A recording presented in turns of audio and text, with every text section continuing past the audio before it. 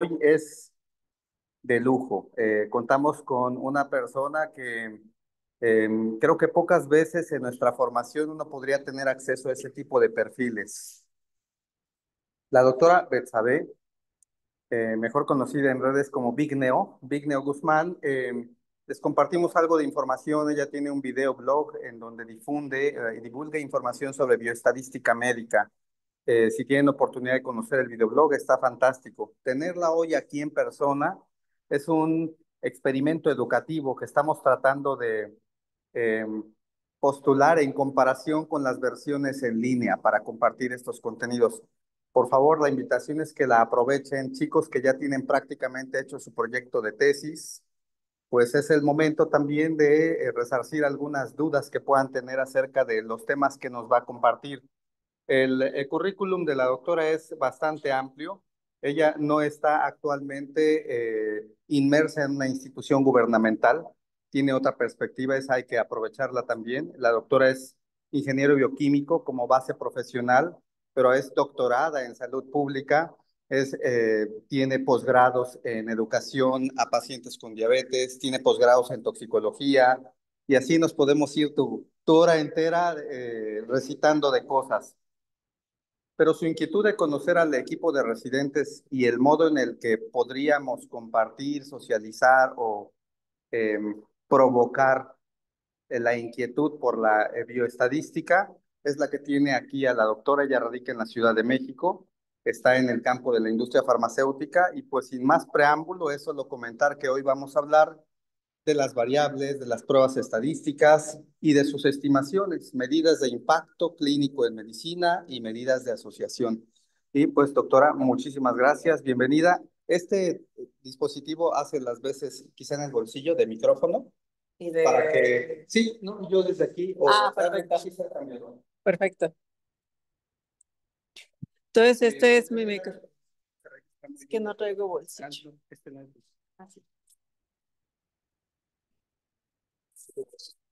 ¿Me escucha? Está entrando sobre el audio para fines de grabación. Ok, vale. Pues espero que se escuche.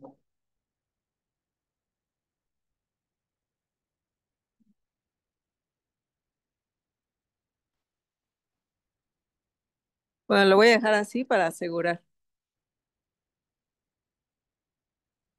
Listo. Bueno, pues buenos días a todos. Ya tardes. Buenas tardes a todos. Como bien les comentaba el doctor, yo soy la doctora Verónica. Tengo un canal de YouTube, al igual que todos en la pandemia, estaba aburrida y comencé a hacer un canal de YouTube. Tenía la opción de hacerlo de maquillaje o de bioestadística, me incliné a hacerlo de bioestadística, digo, tengo posgrado en eso, así que dije, bueno, me gustaría compartirlo. Bienvenidos, chicos. Por cierto, para que el tema de la glucosa no sea un pretexto, hay comidita, hay juguito, hay manzana, siéntanse libres de tomar lo que ustedes necesiten. Entonces, como bien lo comentaba el doctor, yo actualmente trabajo en la industria farmacéutica, estoy en un área médica formalmente, tengo un conflicto de interés declarado y demás. Entonces, esta plática puntualmente va a ser sobre temas de bioestadística, que es finalmente en lo que yo me especializo. Vamos a hablar tres cosas el día de hoy. La primera son generalidades, y esto yo sé que ustedes ya han tomado clases sobre bioestadística, pero sí me gustaría darle como un pequeño refresh. Luego vamos a hablar de pertinencia de prueba estadística y finalmente medidas de asociación en medicina. Ay, ¿sí es con este?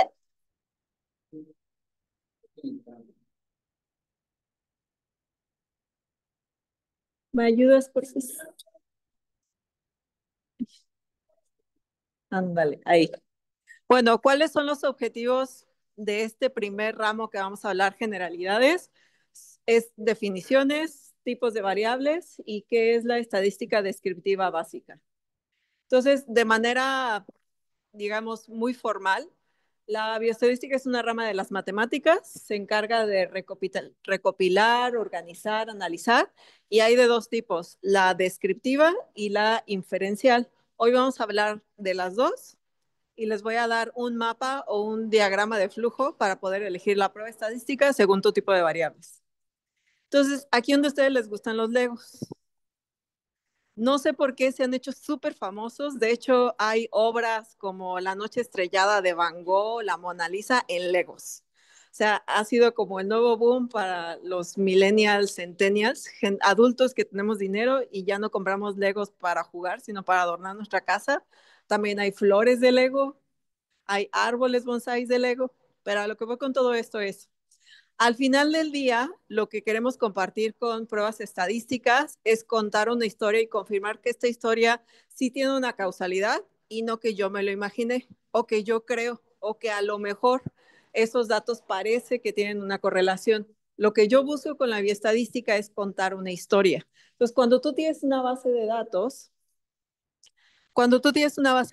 tienes un montón de legos de un montón de colores que no te cuentan nada. Ahí los tienes. ¿Cuál es la, no sé, tienes los datos de 100 pacientes recién nacidos en los últimos 2 años y están ahí los datos. Y listo. Lo que hacemos con la estadística descriptiva es que agarramos esos datos y los acomodamos por colores y por tamaño. Sacamos la media, sacamos la desviación estándar, sacamos la mediana y ya, pero eso no me dice nada. Eso me dice que el 50% de los niños tienen menos de 3 kilos de peso al nacer. Y eso no me dice nada. Pero ¿qué pasa si yo eso lo correlaciono con el nivel de ingresos de la madre? O con el nivel de estudios de la madre? O lo correlaciono con comorbilidades del padre. Ahí ya estoy contando una historia. Y es al final lo que estamos buscando. No estamos buscando, o sea, nomás tener los datos por tenerlos. Todos tenemos datos. A veces cuando tú le firmas acepto en las 3 páginas de aviso de privacidad cuando abres una cuenta en donde sea, tú estás entregando tus datos. Entonces, los datos es lo más valioso que tenemos. Cuesta mucho trabajo obtenerlos y son carísimos. Hay quien se encarga de vender esas bases de datos y salen muy caras. En el caso de ustedes, tienen a una población cautiva, que es la del hospital, tienen un montón de legos y la misión es transformar esos legos en un árbol bonsai, en una casita, en un tractor, en lo que quieran. Pero es como a través de esos datos, de la estadística descriptiva e inferencial, transformo algo que pareciera no tener ningún sentido en una historia que pueda ayudar, ¿por qué no?, a cambiar la vida de los pacientes. Entonces, volviendo al tema, hay dos tipos, la descriptiva y la inferencial. Básicamente, la descriptiva tiene que ver con características generales y la inferencial tiene que ver con asociaciones. Hay muchas asociaciones que existen allá afuera a priori. Por ejemplo, mientras más alto es un paciente adulto o pediátrico, pues más pesa, ¿no? Esas son asociaciones. Y en cuanto a los tipos de variables, que son tus legos, nomás hay de dos: o son categóricos o son numéricos. Es todo. O son números o no son números. Cuando son números, hay de dos tipos. Ahorita lo vamos a ver más a detalle, pero quiero que se queden con esta idea. Cuando tú defines tu tema de tesis, tienes que tener bien claro con qué legos vas a trabajar, cuáles van a ser todo. Eso es lo más importante, porque en función de esos legos va a ser la prueba estadística que vas a utilizar. Categóricas. Las categóricas, ¿son números o no son números? No, son números. No son, nomás hay, como dice mi mamá, nomás hay de dos sopas. O son números o no son números. Las categóricas no son números. Categóricas hay de tres. Hay ordinales, hay nominales y hay dicotómicas. Ordinales puede ser el grado de severidad del paciente, el grado socioeconómico y demás. Nominales, igual, pues, por ejemplo, los tipos de sangre. Y dicotómicas, el paciente tiene diabetes sí o no. Es todo. Numéricas. De las numéricas hay dos tipos. En términos generales, para que sea más sencillo, es punto decimal, son continuas. No tiene punto decimal, son discretas. ¿Por qué digo discretas? El número de hijos. No puedes decir una madre tiene 2.5 hijos. A veces lo puedes decir del padre, pero no de la madre. Jamás puedes decir de la madre que tiene 2.5 hijos. Y en el caso de continuas, casi siempre son aquellas en las que ocupas un aparato para medirlas. Por eso ocupan puntos decimales. Los puntos decimales son en función del grado de precisión que tienes para la medición. Ya con esto tenemos las opciones del ego. Nomás son estas dos. Son o números o no son números. Y tenemos formas de describirlo según el tipo de variable. Están las frecuencias, sacas la mediana, la moda, la desviación estándar y la varianza. Esto, en términos generales, lo que son estas son medidas de tendencia. Lo que buscas es, si tienes 10 datos, ahorita lo vamos a ver con un ejemplo, para al final del día, la estadística descriptiva, las pruebas descriptivas hacen eso, describir tus datos con poquitos números. De eso se trata. En vez de que te pasen toda la base de datos y la revises tú, que nada, te pasen dos, tres datos y tú más o menos te imagines cómo está la distribución de la data. Pero tú dices, bueno, ya tengo mis Legos, ya voy a empezar, ya estoy listo. No, hay un concepto que se llama hold your horses, que agarras el cabello y dices, no, espérate tantito, porque hay que hacer algo que se conoce como limpieza de base de datos, o sea, asegurar la integridad de los datos. Y también hay un concepto que se ocupa en inteligencia artificial que se llama basura entra, basura sale. Entonces, cuando tú le pides algo a la inteligencia artificial, Géminis, GTP, la que tú quieras, va a depender la información que tú le das a priori para ver el tipo de respuesta que te da. Si tú le metes TikTok, si le preguntas, oye, el tratamiento para diabetes te va a decir que la moronga, porque la base de datos que le diste tiene esa información. Entonces, en el caso de cuando tú tienes tu base de datos, lo primero es tener el respaldo de la base original, porque luego hacemos modificaciones en esa base sobre el mismo Excel y quieres regresar al original y ya no lo tienes, ya no lo encuentras. O sea, lo primero es que tengas una copia fiel de esa base de datos. Puede ser electrónica, puede ser física, o sea, impresa. Hay gente que le da cierta ansiedad y prefiere tenerla impresa así sean 30 hojas de base de datos. Cada quien decide. Pero lo importante es que tengas tu base original para poder trabajar. Es importante evaluar la calidad y la consistencia de la información. ¿Quién te la dio? ¿Te la prestaron? Ya se ocupó para la tesis de alguien más y ya le metieron mano. O sea, todos esos detalles son importantes porque con eso aseguras la consistencia de la información. Luego seguimos con los outliers. Los outliers es cuando a partir de la media es algo que se sale más de tres desviaciones estándar con respecto al punto medio. Entonces, en términos generales es, si tú estás viendo el peso de recién nacidos en los últimos 2 años y ves a un niño de 35 kilos, pues dices, eso no me suena. Eso es un outlier. Y además del outlier, también revisa, como dice mi mamá, a ojo de buen cubero, que tu base de datos sea, uno, que no tenga muchos outliers y dos, que sea biológicamente plausible.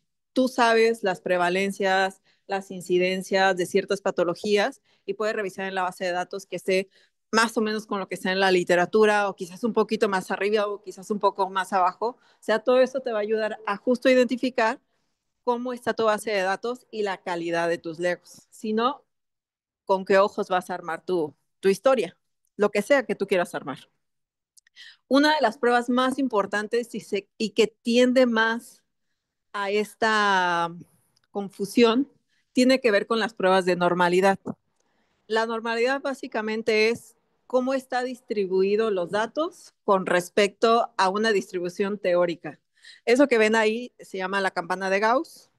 No nada más se ocupa para cuestiones estadísticas, tiene otras aplicaciones, pero en términos de estadística, casi todas las variables biológicas tienen una distribución de este tipo. ¿Por qué? Porque imaginemos que vemos, no sé, el pH en sangre y por acá tienes un pH de 10 y por acá un pH de 3. ¿Tú crees que alguien vivo va a tener un pH de 3 o un pH de 2? Es biológicamente implausible. Por eso la mayoría de las variables biológicas que ustedes manejen va a tener este tipo de distribución. Entonces, para que ya desde ahí vayan orientándose hacia pruebas más bien de tipo normal, que correspondan a la normalidad. También se les conoce como pruebas paramétricas. Ahí tenía un ejemplo de estatura. Y bueno, estos son como los datos, altura en metros, valor inferior, superior, frecuencia absoluta. O sea, ¿qué es lo importante de esto? Si ustedes ven, tengo un montón de datos, pero yo con ver esta desviación estándar, el mayor y el menor, con esos tres datos yo ya sé de qué se está hablando. Yo ya sé de qué se trata sin necesidad de ver todos los demás datos. Y un ejemplo, más bien, una herramienta que se ocupa mucho en estadística descriptiva son los histogramas. En esta te enseño cómo obtenerlos, si no buscas un video cómo hacer un histograma y listo, pero los histogramas son súper usados para ver el tipo de distribución. Hay dos formas de sacar la distribución. Uno, a hoja de buen cubero y con pruebas analíticas. Con las pruebas de hoja de buen cubero, o sea, tú graficas, más o menos ves cómo está la distribución. Si sabes que son variables biológicas, dices, pues, lo más probable es que sea una distribución normal. Ves que la mediana, la mede y la moda son técnicamente iguales, es normal, listo. Entonces, cuando tú tomes la decisión de qué variable, qué prueba estadística voy a usar, te vas a las paramétricas. Hay formas más elegantes de calcular la normalidad. Por ejemplo, está la prueba de Shapiro-Wilk o la prueba de Kolmogorov-Smirnov, y ya metes tu base de datos y ya te dice, no, pues se rechaza la hipótesis de normalidad, o ahí te dice, ¿no? Si es normal o no normal. Y así es como se ve la grafiquita de normalidad, o sea, que es esta gráfica de Gauss.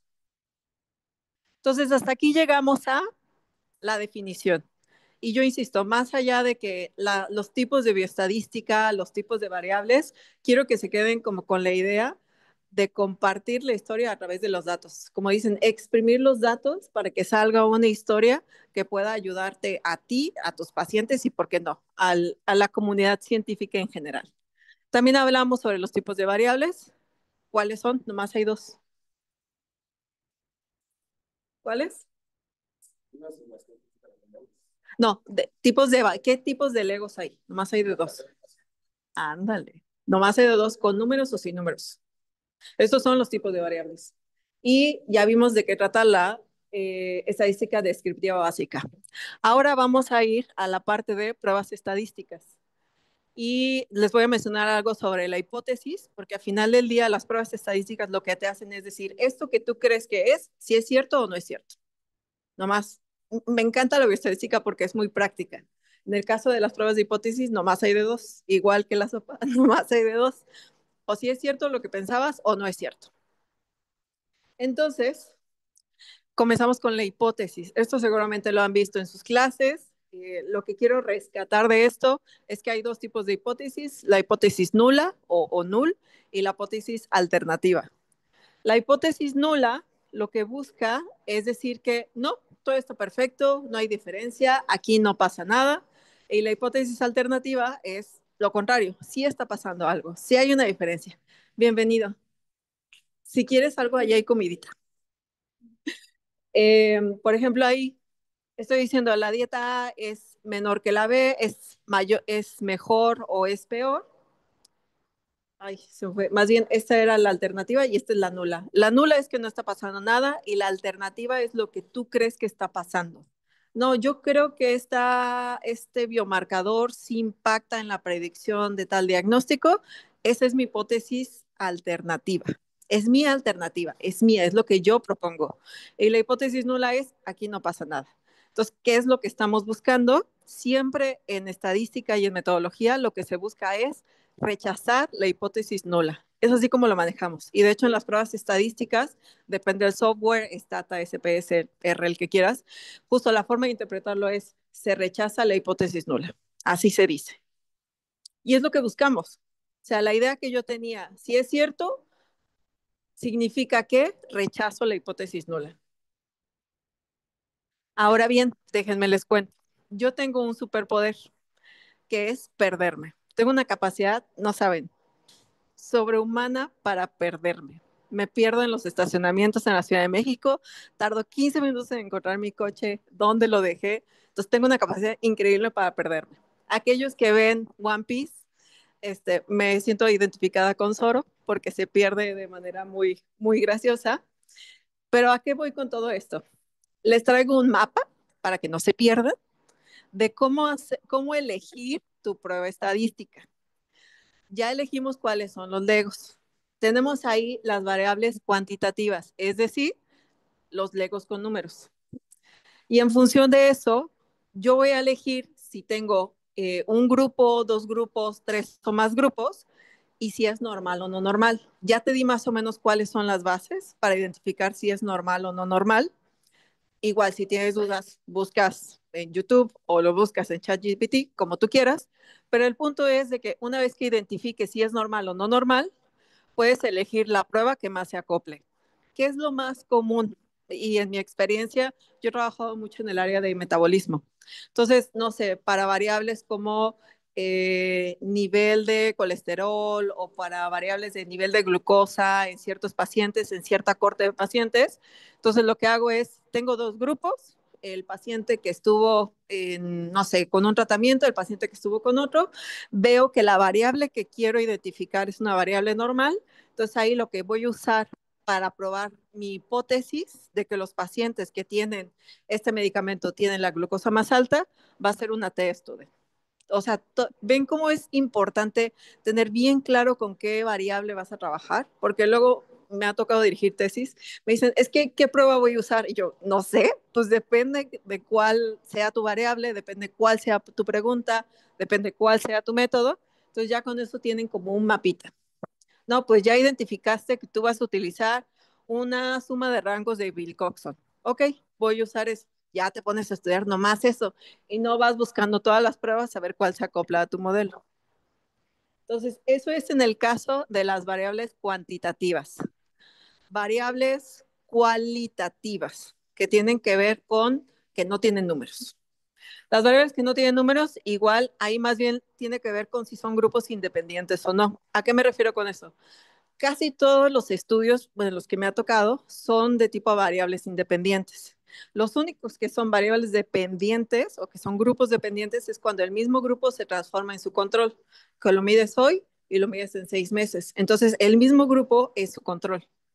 Eso es un grupo dependiente. Por eso te decía, casi todos son grupos independientes, porque como tienes gran cantidad de pacientes, pues los divides en dos para alguna variable que tú decidas o que coincida con la historia que tú quieres contar. Y el tercero, ay, creo que ya no quiso. Ándale, muchas gracias.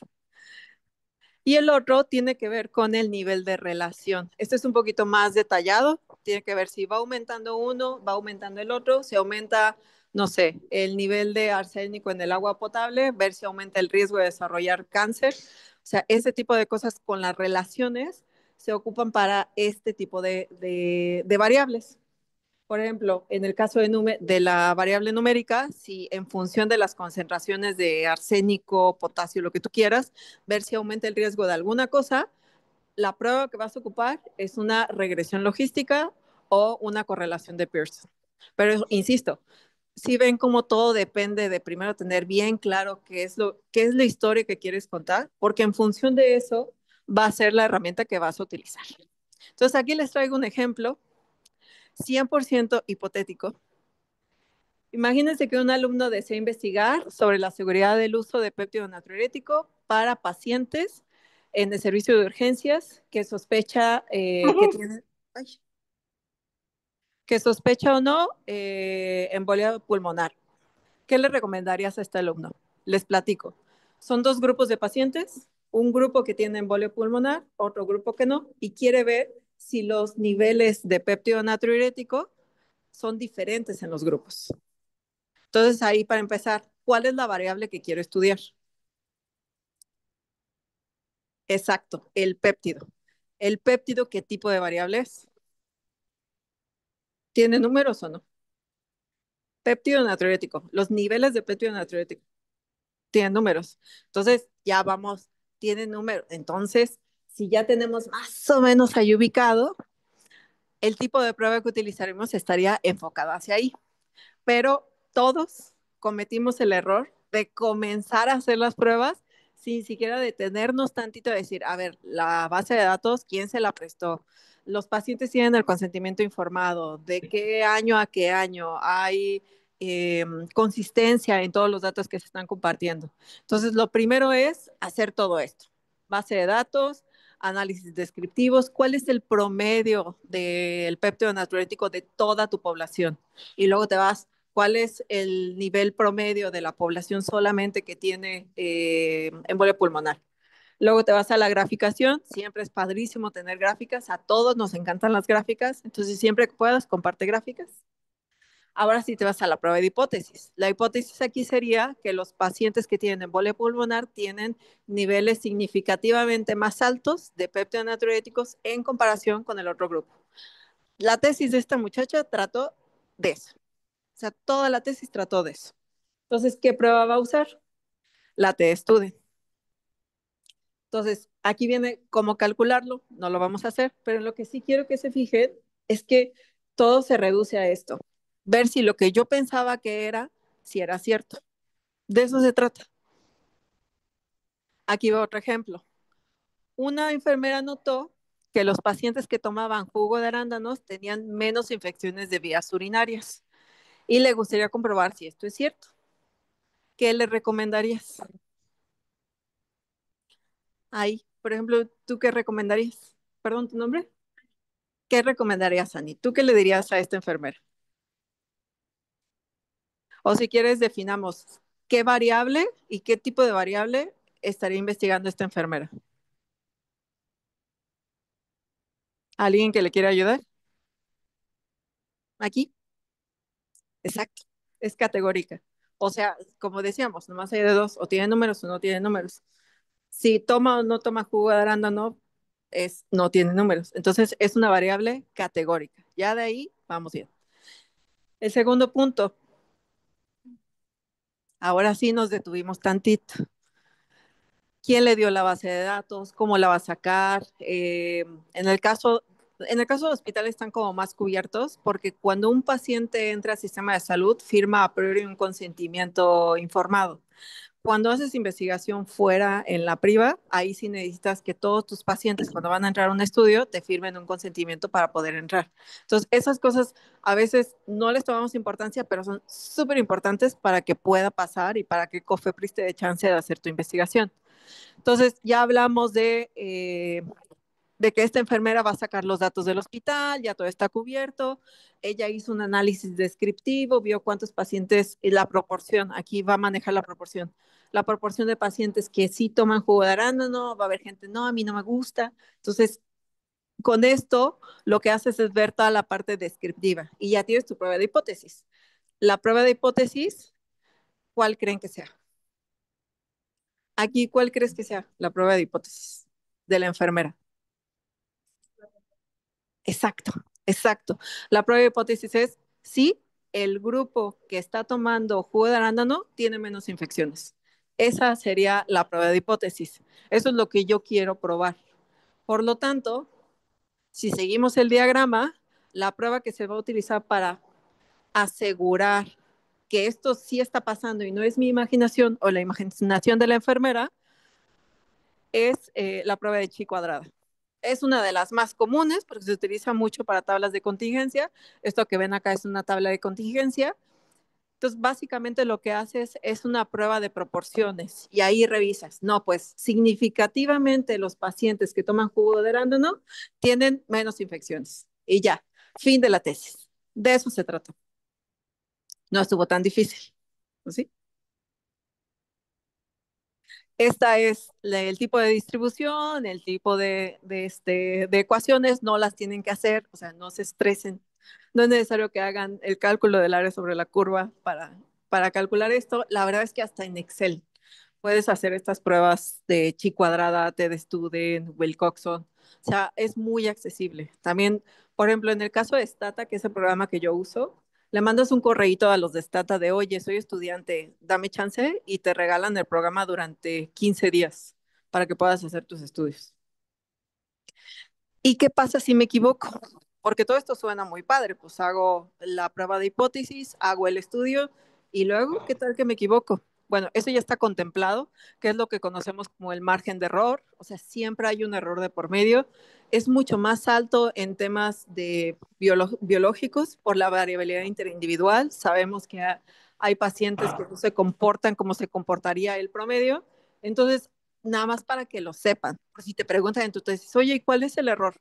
Casi siempre el error va a ser de 5%. Por eso cuando leemos artículos, si es un 0.5 de valor de P, vamos bien. Hay dos tipos de error. El error tipo 1 es cuando ves algo donde no está y el error tipo 2 es cuando no ves algo que todos los demás ven. Entonces, nada más para que lo tengan como en mente. Y así terminamos con la segunda fase o la segunda etapa de esta charla. La primera fue los tipos de pruebas estadísticas. O sea, hasta les compartí un mapa para que puedan elegir la prueba en función de los tipos de Lego que ustedes tienen. Después tenemos el concepto de hipótesis. Es súper importante para cuestiones metodológicas, todo parte de la hipótesis. Por eso, si tú lo ves en el formato para hacer tu tesis, no está de adorno. Sí es importante que pongas la hipótesis. ¿Cuál es tu hipótesis? Porque en función de eso va a ser el tipo de prueba que vas a usar. Y finalmente vimos las diferencias en los tipos de error. Y más que trates de anticipar lo demás, que lo conozcas que existen estos tipos de error. Y vamos ya hacia la última tercera parte de esta plática. Hasta aquí me gustaría hacerme un espacio, respirar tantito. Si me pasas una agüita, por favor, para escucharlos, para no sé si tengan alguna duda, algún comentario. Gracias. ¿Me ayudas con tu nombre, por favor? Perdón. Ah, perfecto. Cuéntame, María, ¿ya tienes tu tesis? Yo sé que es una pregunta incómoda. Es como, ¿y el novio? ¿Y los hijos? Perdón, pero cuéntame, ¿o qué te gustaría? ¿Qué tienes en mente? La atresia vía biliar. Es acerca de los pacientes de atresia vía biliar aquí en el hospital, sobre la prevalencia y pues en un principio era toda la estadística y las características clínicas y la evolución, pero pues sí era un poco extensa toda la investigación, entonces se hizo como que un consenso con investigación en los clínicos es ver como la prevalencia y de esto las complicaciones de los pacientes que han sido operados de atresia biliar, sobre todo la hipertensión portal y los que desarrollaron insuficiencia hepática. Okay. Ujú. Y tomando, o sea, resumiéndolo así lo más que puedas, no ahorita te ayudamos a Ujú. todos. ¿Cuál sería tu variable? O sea, tu Lego, ¿cuál va a ser? Uno de ellos, porque Hipertensión portal. Ajá. la hipertensión va a ser una variable, ¿lo vas a manejar en números o la vas a categorizar? Se va a manejar por ejemplo, de los de atresia biliar, cuántos sí desarrollaron hipertensión portal y cuántos no. De los, bueno, es que es complejo porque es de los de atresia biliar que fueron operados de cirugía de Kasai, cuántos desarrollaron hipertensión portal y cuántos no desarrollaron hipertensión portal. Perfecto. Y ahí, por ejemplo, ¿qué prueba le recomendaría a María de eso? No lo uso. ¿Perdón? Partimos de que es una variable categórica, porque Sí. Entonces es una variable dicotómica. No es 3.5, no, más se desarrolló. Entonces, vamos perfecto. Y si quieres variables categóricas que aparte tiene esos grupos, ¿qué prueba sería? ¿Perdón? No, prueba estadística. ¿Qué prueba estadística usarías? Tienes una variable categórica que aparte tiene dos grupos en los cuales vas a ver si esa variable categórica pasa. Es el mismo caso de la gana. Exacto. El mismo caso. Sería un chi cuadrado. O sea, la prueba vas a decir si hay una diferencia significativa entre los grupos, va a ser la chi cuadrado. Y cuéntame tú. Si no tienes tesis, Bueno, mi tesis es en base a utilizar un índice angina renal que nos predice qué pacientes pueden tener el riesgo más alto de hacer una lesión renal en las primeras 72 horas de un ingreso a una área intensiva. Entonces, la finalidad o el objetivo de mi tesis es hacer una correlación positiva cuando este índice de angina renal está más alto y qué porcentaje hacen daño renal cuando este índice está más alto. Y ahí, por ejemplo, ¿cuál es tu variable, tu Lego? La lesión renal. La lesión renal. La lesión. Uh-huh. ¿Existe o no la lesión renal? Sí. ¿O el marcador? No, sí, la lesión renal. La lesión. Ok. Entonces, en función de la lesión renal, vas a identificar cuáles son los niveles de este índice. No, bueno, sería el índice. El índice se ocupa cuando el paciente ingresa a un área intensiva. Tiene valores negativos menores a 8 y positivos de 8 hasta 40 es los rangos que manejan. Esos son los valores que vas viendo cómo se mueven según el paciente tenga o no les Ajá. Entonces, ahí no crees que más bien tu variable es El índice angina. ¿Y este índice es un número o no? Sí, es un número. ¿Ya te lo ¿Qué pruebas usarías, por ejemplo, en este caso? Podría ser una test student. Depende de la normalidad de la variable del índice. Es de checar que sea normal. Si es una variable normal o paramétrica, ahí sí le metes una test student. Si no, hay otro tipo de pruebas para ese tipo de variables. No sé si a alguien le gustaría comentar, doctor, cuénteme qué piensan. Vale. Entonces, pues así quedaríamos con como dos ejemplos, con lo que quiero que se queden aquí. Muchas gracias. Perdón, ¿tu nombre? Sergio. Gracias, Sergio. Gracias, Sergio. Gracias, María de Los Ángeles, por compartir. Al final del día, lo que quiero que vean es esto, que sí, a veces parece abrumador, como se dice, overwhelming, que son tantas cosas y que el mecanismo de acción, que la fisiopatología de la enfermedad, y tú dices, bueno, pero ni le entiendo a la enfermedad y ya quieren que haga mi tesis de eso. Entonces, tranquilos, respiren. Al final del día, lo que ocupan para hacer este tema de la bioestadística, que es lo que les quiero compartir, es que tengan bien claro con qué variables van a trabajar, con qué legos vas a trabajar y cuál es la historia que quieres contar. De eso se trata todo esto, que tengan bien clara cuál es la historia. No, en mi caso yo quiero definir que si aumenta el índice, aumenta el riesgo. Listo, es todo. Eso es a lo que te tienes que enfocar a la hora que decidas la parte de la bioestadística. No, no se hagan bolas o sea, identifiquen qué es lo esencial de su tesis e insisto, identifiquen cuál es la historia que quieren contar. Ahora sí, después de este pequeño break, insisto, si quieren tomar una manzanita o algo, ahí está. Vamos a ir por la última parte. En esta última parte les voy a compartir un poco sobre medidas de asociación y cómo interpretarlas. Voy a comenzar con los odds ratio. ¿Por qué? Porque son los que más utilizamos para tomar decisiones clínicas. Hay de un montón de tipos. También se les conoce como razones de momios. Por eso está la momia en la esquina, como mnemotécnica. Y el tipo de razón de momios o el tipo de odds ratio va a depender de dónde salieron, de qué estudios salieron. Si es un estudio de corte, se va a manejar como risk ratio, hazard ratio. Si es un estudio transversal, puede ser razón de prevalencias. O si es un estudio de casos y controles, se llama odds ratio. La buena noticia es que independientemente de dónde haya salido el odds ratio, se lee exactamente igual y se interpreta exactamente igual. Entonces, aquí, por ejemplo, te estoy compartiendo un estudio, es un estudio de los típicos, ¿no? De la industria, doble ciego, aleatorizado, controlado por placebo. Bueno, este está controlado contra warfarina. Es un estudio de corte, es decir, que lo van siguiendo en el tiempo, de un medicamento que se llama apixaban versus warfarina. A los dos los ponen como a competir en dos grupos de pacientes diferentes. Entonces, al final del día, lo que salió del estudio es esto.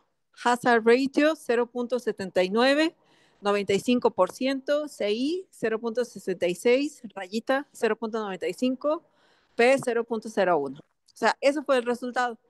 Ok, ¿cómo lo leo? ¿Cómo lo interpreto? Bueno, partimos de la premisa que la probabilidad de cualquier cosa siempre va a ser igual a 1. Tiras una moneda y tienes 0.5 de que salga águila y 0.5 de que salga sol. O sea, de ahí la teoría de la probabilidad es eso. La probabilidad de que salgan las cosas y la suma de todo siempre te da 1. Entonces, si yo tengo un hazard ratio de 0.79, al momento de restar la probabilidad total, este hazard ratio, yo tengo un 0.21. Por lo tanto, la forma de interpretar este gráfico es que los pacientes que toman apixaban tienen en promedio una mejoría del 21% de desarrollar este evento, este outcome, que en este caso era evento cardiovascular. Es así como se lee, por eso se tiene que hacer la resta, no se puede leer como directamente. Y también otra cosa importante, la vamos a ver más adelante, pero estos de acá, los intervalos de confianza, son súper importantes que ustedes los vean en los estudios clínicos. No vayan, agarres el estudio y digas, no, ya es 0.05, ya la hice. No, dale un vistazo a los intervalos de confianza. ¿Por qué lo menciono? Porque los odds ratio por matemáticas son directamente proporcionales a los intervalos de confianza. Si los intervalos de confianza son enormes, claro, la probabilidad de que el odds ratio caiga ahí, pues es muy alta porque los intervalos son muy altos. Pero si ves el odds ratio chiquito y las rayitas de al lado también chiquitas, confía en ese dato, porque todo va apuntando a que la causalidad de esa relación es altamente probable. Entonces, cuando veas un estudio, si ves unas líneas así enormes, duda de ese resultado. ¿Por qué es importante los odds ratio, más allá del cuadrito si es pequeño o si es muy alto? Porque a partir de ahí calculamos lo que se llama el riesgo relativo y el riesgo absoluto. Esto ustedes no lo ocupan tanto, se ocupa más para temas de farmacoeconomía y para ver justo el impacto que tienen ciertas terapias en cuestiones económicas, pero sí lo que quiero que sepan es que cuando tú lees un resultado hay que interpretarlo tanto de manera relativa como de manera absoluta. No me voy a meter a los cálculos, pero sí quiero que sepan que existen formas de cómo interpretar todos estos odds ratios que día a día vemos en los estudios clínicos. Mencionaba la P de significancia. Aquí viene una tablita que me encanta, que dice altamente significativo, hasta 0.3. Significativo, 0.4, 0.49. 0.5, creo que voy a hacer otra vez la calculadora. 0.6, se llama marginalmente significativo, que es 0.06. Luego, si es arriba de 0.9, y luego si te sale más de 0.1, dices, mira, creo que puedo sacar algo más de los subanálisis o de los subgrupos. ¿Por qué lo menciono? Porque está como muy estigmatizado, y se los decía hace ratito, que el valor de P de 0.5 ya es todo lo que necesitas. Pero el valor de P es una variable que se ve, digamos, altamente modificada por el contexto de los datos. Entonces, cuando tú vayas a tomar una decisión clínica, sí, revisa la P de significancia, pero también revisa todo lo demás. Revisa los intervalos, revisa si es el único estudio que ha existido en la población, revisa si quizás este forma parte de más estudios, o sea, todo eso forma parte de que tomes una buena decisión clínica para tus pacientes, no nada más la P. Y volviendo al tema de la warfarina, ¿se acuerdan que era warfarina versus apixaban y veíamos que apixaban tenía un mayor desenlace? Aquí igual, como haciendo muy palpable que el tema de la hipótesis, tanto en la tesis que hacemos al día a día como en un estudio de 7,000 pacientes, se conservan las mismas bases. Es decir, ellos tienen bien claro qué es lo que quieren. Esa es su hipótesis y van a hacer todo lo posible para ver que esa hipótesis sea cierta o no. Igual, también manejan cierto tipo de error. En el caso de los estudios, como generalidad, hay dos formas de aumentar el poder estadístico. O aumentas el número de personas, que es la N, o aumentas el tiempo de exposición. Nomás hay de esas dos. Así que cuando te digan, no, oye, ¿qué harías para aumentar el poder estadístico? ¿O por qué tienes tan poquitos pacientes y demás? Al final del día hay esas dos formas para aumentar el poder estadístico. O con tiempo de exposición o con número de muestra, que es el número de N. Igual, aquí vienen algunos resultados. Y algo que sí me gustaría compartirles es que vean los intervalos de confianza como una canasta de béisbol. Si la canasta es enorme y te dicen, pues atínale, pues con los ojos cerrados, ¿no? Porque la canasta es enorme. Pero si la canasta está así de chiquitita y tu baloncito es así de chiquitito, si cae ahí es porque tienes talento, porque la cosa tenía que pasar. Y eso tiene que ver con cuando veas un estudio clínico, revisa que los intervalos sean pequeños. Eso asegura la causalidad de los resultados, porque no están de adorno los intervalos de confianza. Entonces, con esto terminamos esta tercera parte, y en esta sección lo que vimos fue la clasificación de los odds ratios. Vimos cómo poder expresar los resultados que vemos en un estudio clínico, básicamente de los odds ratios, y platicamos un poquito sobre el valor de P y los intervalos de confianza. Eso más que para la tesis, para el día a día de cómo interpretar mis estudios clínicos. Y yo creo que lo más importante y con lo que me daría por bien servida de poder estar con ustedes es que se lleven la idea de que la bioestadística va a ser tu motor para contar historias. Porque allá afuera hay un montón de legos desorganizados que no tienen ninguna misión ni función en la vida. ¿Cómo hacemos que esos legos primero los acomodemos, hagamos estadística descriptiva y luego contemos una historia? Oye, resulta que el índice que yo estoy proponiendo tiene una alta sensibilidad. Ok, ¿qué podemos hacer? Modificar las guías, hacer un paper, proponerlo como un biomarcador que se ocupa en este hospital y en todo el país. O sea, las opciones son infinitas, infinitas.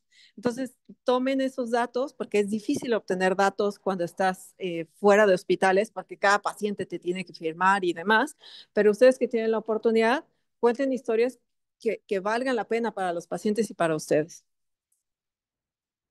Y ya como último, si ustedes tienen oportunidad, yo soy uno de los profesores de esta comunidad que ya se llama MSL, Medical Affairs Training. Y bueno, los invito para que sean parte de esa comunidad. Ahí tenemos varias clases. Yo soy particularmente cargada de la parte de bioestadística y de cuestiones más aplicadas a ciencias de la salud. Pues nada, sería todo. Muchas gracias. Gracias. Pues muchas gracias. ¿Quiere alguno de ustedes comentar si cambió la idea de su tesis? Doctora, queremos entregarte esto como un presente. ¿Se lo quieres entregar, doctora? Ella es la doctora Ani, es médico residente de primer año y es parte de un experimento también educativo de rotación de residentes en investigación. Y bueno, es el reconocimiento por acompañarnos, doctora, y un pequeño presente. Eh, y bueno, la verdad es que no tiene, desde mi punto de vista, no tenemos manera de pagar esta contribución que se hace, esta inquietud de acercarse. Y uno podría esperar que sea una multitud o dos, pero decíamos, si un solo elemento se lleva la inquietud, o que sin darse cuenta en la espalda se lleva al bicho de la investigación y que lo ataque al rato cuando esté durmiendo, pues probablemente eso sea nuestra ganancia, ¿no? Que de aquí se lleven justo la idea de que esto no es un terreno hostil, sino es una herramienta de la vida diaria y pues nada más que agradecer. Nos acompaña la doctora Leti Rodríguez Ramírez. Ella es nuestra subdirectora de enseñanza e investigación y la doctora Lucero, que toma cargo del programa de residencias. Eso me parece que es parte de los compromisos que se tienen aquí para, pues, acuerpar a los chicos, ¿no? Atraer esto de la investigación como parte de la cotidianidad, porque de repente era como un segundo plano o un velo por ahí pendiente, ¿no? Que ya en los momentos finales tenía que atenderse y contar con este tipo de charlas didácticas concretas. Espero que chicos, pues, les acompañe a la idea de navegar como suavemente por estos contenidos. Doctora, muchas gracias. Y ahí,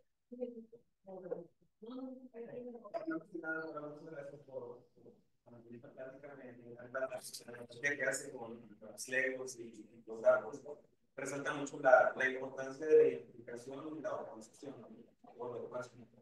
Doctora, quisiera preguntarle, o más bien saber si puede dar una recomendación para adentrar en esto de la investigación y la estadística. Personalmente me encuentro realizando el servicio social acá. Interesado obviamente en investigación, sin embargo, a lo mejor yo tengo los conocimientos necesarios, hay muchos términos que no entendía, pero creo que tengo más importante que es el interés. Alguna recomendación, con la autor, con la bibliografía. Voy a revisar los cursos que nos comentaba. sí, yo ahí primero comentarles que sobre todo las nuevas generaciones que son privilegiadas, porque tú le puedes ejercer con el Gemini, con el ChatGPT, te resuelve la vida. Entonces, a ver, son herramientas. Quien toma la decisión es uno como ser humano. Entonces, mi recomendación puntual para qué me recomendarías, pregúntale a ChatGPT. O busca, oye, recomiéndame un libro para personas que se van adentrando. Te va a dar una de opciones. Okay. Lo que sí recomiendo es que constantemente se estés preguntándote, estés buscando. Un primer paso es de la presentación, ustedes la van a tener, ya se la compartí al lector. Anoten en una libreta los conceptos que no entienden. Ese es el primer paso, porque hay tres tipos de conocimiento. El que sabes, el que sabes que no sabes y el que no sabes que no sabes. Hay muchas cosas que sabemos que no sabemos. ¿Qué es lo que buscamos cuando estudiamos y en esta carrera académica científica? Es no conocer más, porque no vas a saberlo todo, pero sí saber dónde preguntar, a quién preguntarlo, al menos que sepas que existe. Por ejemplo, ahorita que hablábamos, no sé, la prueba de Wilcoxon. A lo mejor no sabes que existía, ahora sabes que existe.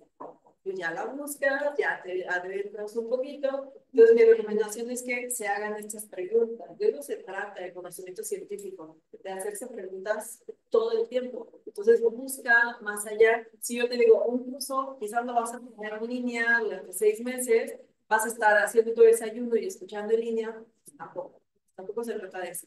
Pero sí que tengan como esta curiosidad innata de ver cómo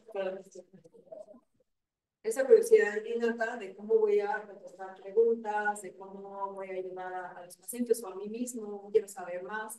Entonces, más bien enfóquese en esos temas y utilicen las herramientas tecnológicas a su favor. No les crean todo. Si te pones o sea, si le pides a ChatGPT que te dibuje a una persona, o sea, dibuja a una persona, te la va a dibujar perfecta, pero no a las manos. No sé si lo has visto, que las manos no les dibuja bien. Y ese es el tema. Y lo hablamos con el doctor. Hacer tan perfecta, hay ciertas perfecciones que a nosotros nos caen de extraño como seres humanos. Entonces, la imperfección es bonita, vivimos con eso, por eso está el margen de error hasta en la estadística.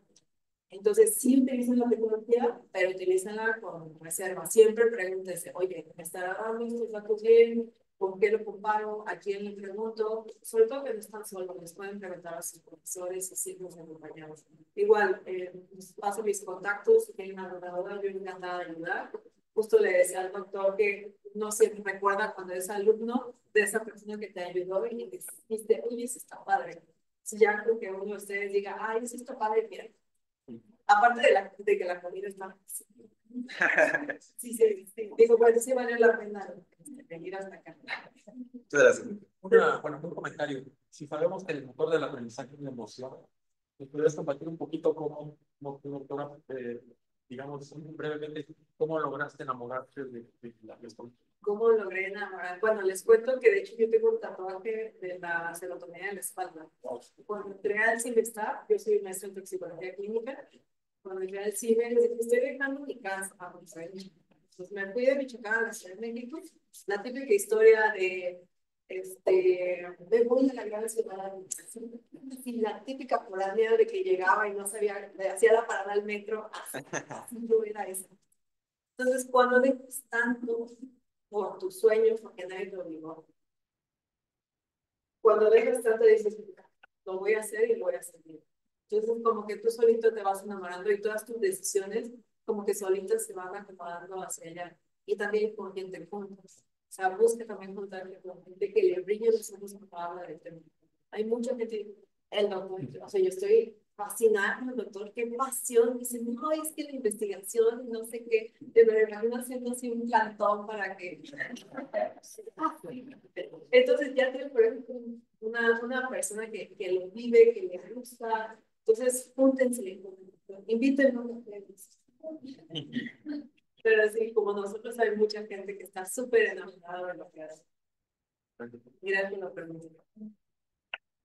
Yo tengo una, doctora. Cuéntame. Hablábamos de que esta generación goza de este privilegio de estar en un océano de la información y que tiene muchas herramientas para disponerla, aunque no siempre la posibilidad de gestionarla, ¿no? El regularla.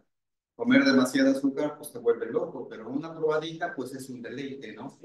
Existe este fenómeno del FOMO, el Fear of Missing Out, y que surgió mucho en la época de la pandemia, de webinars por todos lados para todo.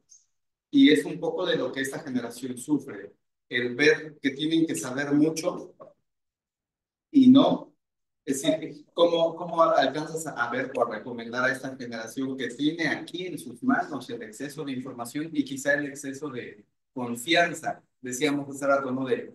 Pues está chida la plática, pero al rato la veo en línea, ¿no? O me busco un TikTok al rato o un YouTube, que no es malo porque son recursos que están allí, pero ¿cómo manejar, cómo controlar esa emoción de no caer en el exceso de confianza o en el temor de que te estás perdiendo algo que está sucediendo y deberías tenerlo, ¿no? Y al final no tienes nada?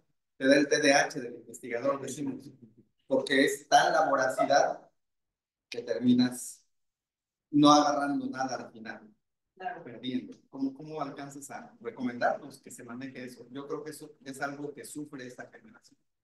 Más que la generación, yo creo que todos en esta época, bueno, sí, eso. Porque yo me acuerdo cuando hice mi tesis, tenía, no me acuerdo, como 150 artículos. Dije, no, los voy a leer y mi tesis va a ser maravillosa. O sea, el día de la hora nomás leí como 15. Los otros 6 se quedaron. Entonces, justo yo decía, no, y otro artículo, déjalo guardo, déjalo descargo, bla, bla, bla. Entonces te llenas de información que al final del día no haces nada. Hay un libro que me gusta mucho que se llama The One Thing y hay otro libro que se llama Esencialismo. Entonces básicamente trata de que identifiques qué es lo importante. ¿Qué es lo importante que yo sí debo decir? Partimos de la premisa de que nadie puede hacer todo. Entonces, y siendo muy prácticos y muy claros, oye, yo necesito saber lo suficiente para darle al examen. Enfócate en eso, no más. Oye, a mí sí me gusta, yo quiero saber más de este tema en particular, más allá de que pasen el examen. ¿Por qué? Enfócate en eso. Pero sean francos con ustedes mismos, que es lo que quieren. Oye, la verdad no me gusta para nada neuro.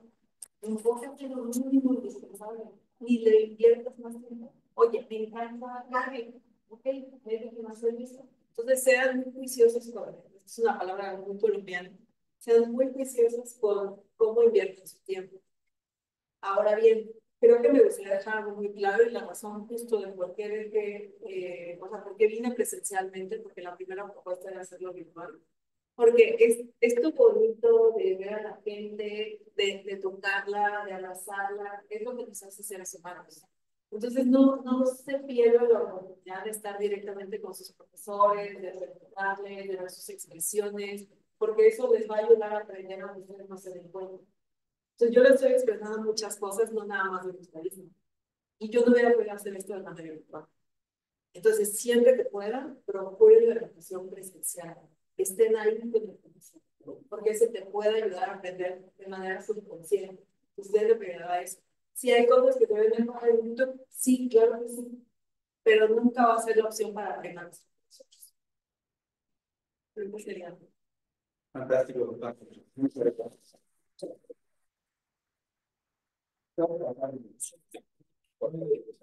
Vamos a cerrar la sesión.